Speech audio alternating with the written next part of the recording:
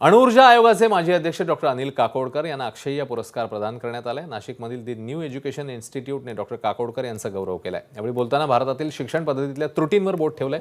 या त्रुटी कशा दूर केल्या पाहिजेत, बालशिक्षण, शालेय शिक्षण ते महाविद्यालयातील शिक्षण कसं असावं यावर त्यांनी सविस्तर भाष्य केलं।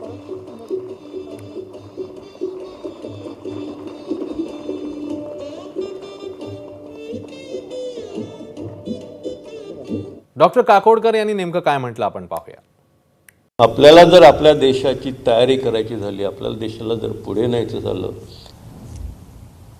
तर आपल्या तंत्रज्ञान विकासाची गती ही या पुढारलेल्या देशातल्या तंत्रज्ञान विकासाच्या गतीपेक्षा वाढवली पाहिजे।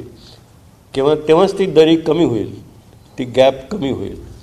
बालशिक्षणापासून शालेय शिक्षणापर्यंत आणि शालेय शिक्षणापासून उच्च शिक्षणापर्यंत त्यांचं शिक्षण आकलन हे सर्वांगीण पद्धतीने अत्यंत श्रेष्ठ दर्जाचं असणं हे अत्यंत आवश्यक आहे। एबीपी माझा, उघडा डोळे बघा नीट।